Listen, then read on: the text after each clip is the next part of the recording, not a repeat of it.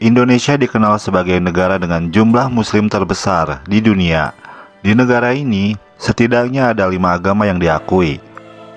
Bukan itu saja, di kartu penduduknya diwajibkan untuk menyertakan kolom agama. Hal ini menunjukkan kalau penduduk Indonesia merupakan penduduk yang tidak bisa lepas dari kehidupan rohaninya.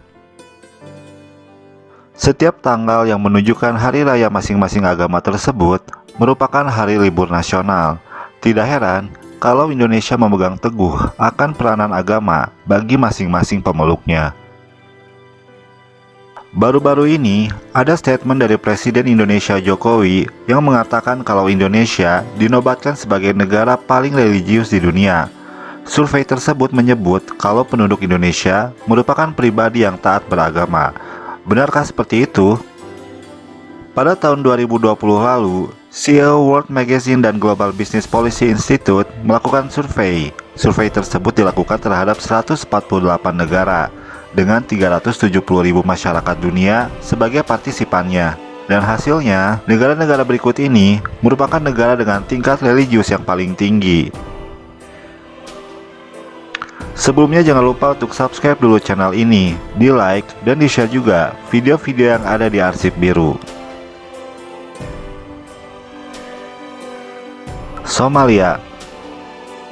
Somalia memegang gelar negara paling religius melalui survei tersebut. Somalia merupakan salah satu tempat pertama yang memeluk agama Islam di luar tanah Arab. Berkembang dan menyebar cepat dari semenanjung Arab, Somalia memiliki pembelajaran penting bagi dunia Islam. Agama lainnya juga berkembang, seperti kekristenan, walaupun tiba sejak abad ke-12. Namun ternyata, penyebaran Kristen di negara ini masih terbatas. Nigeria.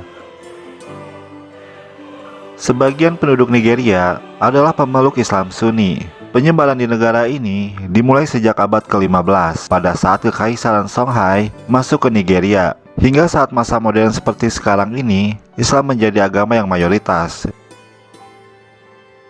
Bangladesh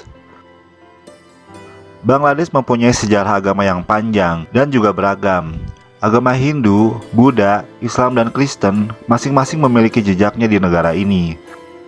Pada abad ketiga, agama Hindu dan Buddha mulai menyebar di negara ini melalui perdagangan asal Cina dan India. Saat itu, kedua agama ini dengan cepat menyebar di kalangan para penguasa di Bangladesh.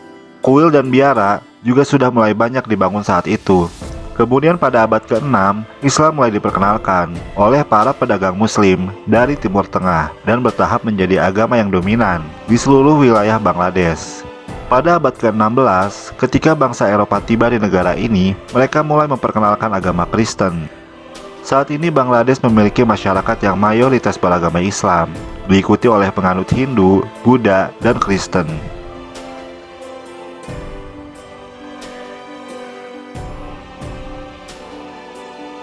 Ethiopia adalah sebuah negara di Afrika. Mayoritas agama penduduk negara ini adalah Kristen.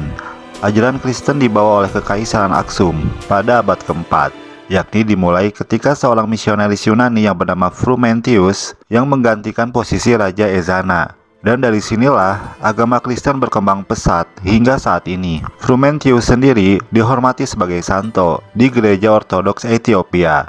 Dan pada abad ke-7, Islam mulai tiba di Ethiopia.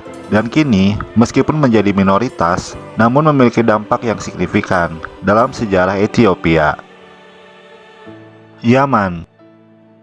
Islam menjadi mayoritas di negara Yaman saat ini. Walaupun begitu, Islam dan Yudaisme memiliki peranan yang penting dalam sejarah negara Yaman.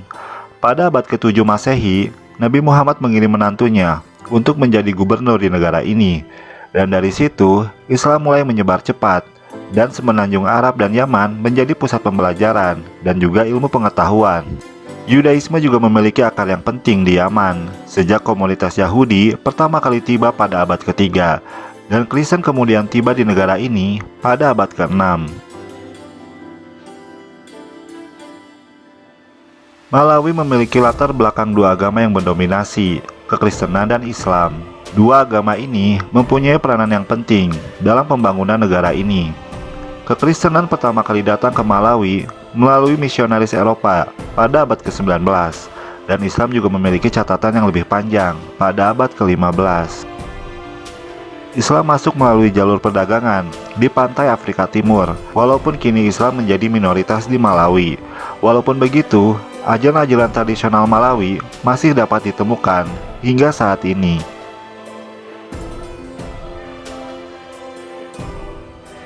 Selanjutnya ada Indonesia di posisi ke-7.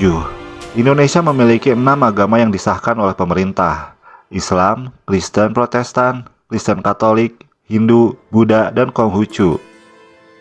Pada abad ke-1 dan ke-2, agama Buddha dan Hindu masuk ke Indonesia dari pedagang Cina dan India. Kedua ajaran ini mendominasi Indonesia saat itu, dan pada abad ke-13, Islam mulai datang melalui jalur perdagangan juga. Pada abad ke-16, ketika bangsa Eropa mulai menjajah tanah air, ajaran Kristen mulai diperkenalkan di Indonesia melalui misionaris-misionaris Eropa.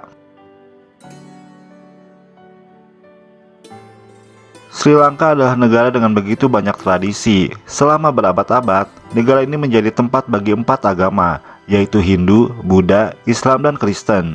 Buddha menjadi agama pertama yang hadir di negara ini. Agama Buddha tiba pada abad ketiga sebelum Masehi, yang diperkenalkan oleh seorang biksu misionaris yang bernama Mahinda, yang dikirim oleh Kaisar India Asoka, yang menyebarkan ajaran ini di Sri Lanka.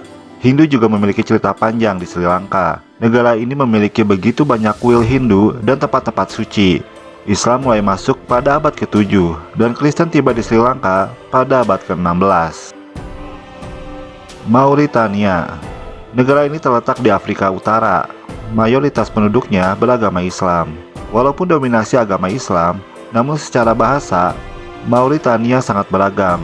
Di antaranya adalah penggunaan bahasa Arab sebagai bahasa resmi, tetapi banyak penduduk lokal yang memakai bahasa Perancis dan bahasa lokal sebagai bahasa sehari-hari. Djibouti. Negara ini berada di Tanduk Afrika yang berbatasan dengan Laut Merah. Selama berabad-abad, Islam memegang peranan penting sebagai agama yang mendominasi. Islam diperkenalkan sejak abad ke-7 ketika pedagang Arab membuat pemukiman di daerah tersebut. Salah satu faktor Islam menjadi agama yang mendominasi adalah karena letaknya lokasi tersebut sebagai jalur persimpangan perdagangan dan pertukaran budaya antara Afrika dan Timur Tengah.